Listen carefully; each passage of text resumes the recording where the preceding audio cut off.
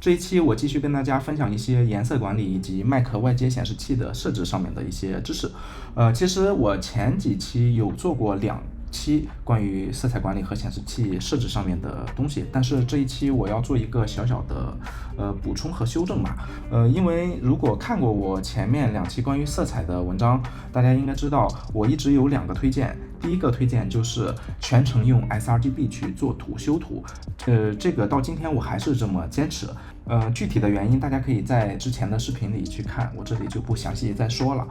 第二个我推荐 Mac 的外接显示器用 sRGB 模式显示，在这里我想做一个修正，就是我觉得应该把它调成 P3 设置才是最正确的。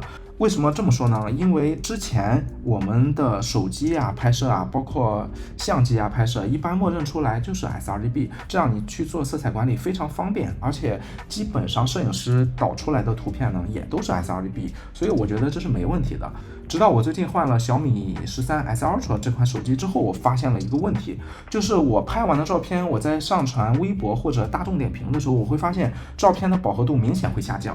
为什么会出现这个问题呢？我当时就第一个反应就是，难道是它的色域已经变了吗？于是我找来我之前的12U 和13U 这2个手机拍的照片做对比。从小米13开始，我发现它已经把它的相机的默认的拍照空间设成了 P3 色域。这也就是说，它和苹果一样，因为苹果是从 iPhone 7就开始了，把所有的照片默认的色域就是P3 色域。那这样的话就会有一个问题，那我们的照片如果发在网上，它会给你缩色彩空间，这是第一个。第二个就是如果你的照片直接传到你的电脑上看呢，你的电脑如果像我之前建议还是用 sRGB 看，那颜色一定是不对的。所以这里我更加建议大家把外接显示器的描述文件设置成 P3， 大家可以看到这里有一个 P3， 或者你用彩色 LCD 一样，这是没有问题的。在右边呢，这个图我首先跟大家声明一下，因为我是录屏的原因，它这个图是 P3 色域的，不能正确显示，我是在后期做了替换。这个网站是做什么用的呢？我后面再跟大家详细的去解释一下。那如果我们把照片替换成了 P3 色域之后呢，我们会有一个很明显的变化。我这里用 PS 跟大家做一个演示。我们新建一个照片，然后这个是 sRGB。然后这里颜色配置文件设成 sRGB， 我们新建一个，这是这个红。然后呢，我们再新建一个，同样的设置，我把它的这个色域改成 Display P3， 红色都是打到255。现在呢，我们创建后，大家可以看一下这2个照片是不是有明显的区别。我先切换一下，放大，这个也放大。好 ，sRGB。这是 P3 色域。那我们把这2个图都导出来之后，如果我发微博之后，大家可以看一下，我发 Display P3 和 sRGB 的 P3 这2个图发上来之后，大家看到吗？这2个显示是一模一样的，就是因为微博端还有很多的 APP， 它没有去做这个色彩的适配，所以它会强制把你的色彩再拉回 sRGB。那你所有的照片发在网上之后，它的饱和度就会有适当的降低。那怎么去应对这一个问题呢？我们找一个例子吧。这是我手机拍的一张照片。现在我们看一下它的配置文件。它现在是 P3 色域。然后呢，我们把它放大，大家这样能看得清楚一点。你看，如果我转成了 sRGB， 它的饱和度就降低了。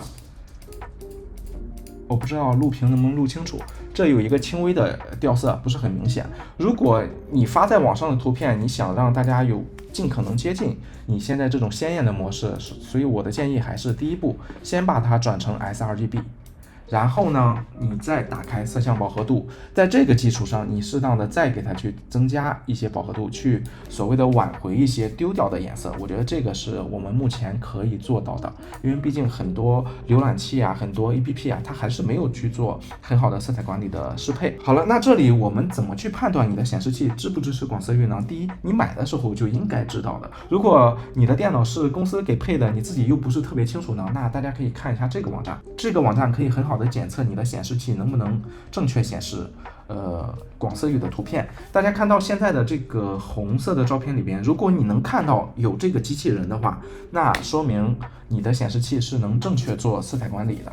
那它可以看到这个广色域的图片。如果你的显示器不能显示这个机器人，它只是一片红，那么说明你的显示器是不能很好的显示广色域图片的。技术不是在我视频里看，是在这个网站上，我会分享在简介里面。如果说按我们之前的设置，你看我们现在这个描述文件，我把它设置成 P3，这是外接显示器，它是可以看到这个机器人的。我们现在如果按我之前推荐的还是 sRGB 呢，我切一下大家看，它马上就看不到了，说明它的颜色又出问题了。所以这就是为什么我现在建议大家把这个颜色还是切到Display P3 色域。至于它在 P3 色域上面两个显示器有没有色差，大家可以看一下我相机拍的这张图片，没有做任何修图。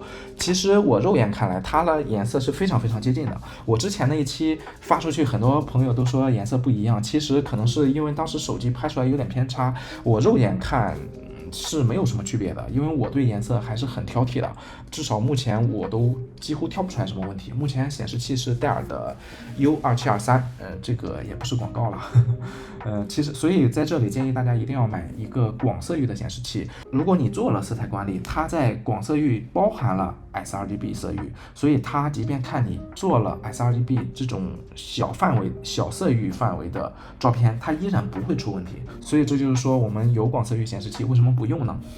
这里就算是跟大家做一个修正吧，因为随着现在显示技术啊，包括显示屏幕的发展，未来几年我相信更广色域的像 P3 色域或者其他色域这种能包含更多颜色的色域一定会作为手机的默认的色彩空间的。那我们作为摄影师也好，修图师也好，我们肯定要自己对颜色管理有一个预备。那我们自己用麦克显示器也好，或者说用其他的支持广色域的显示器也好，我觉得这样在我们未来的工作中还是更加方便的。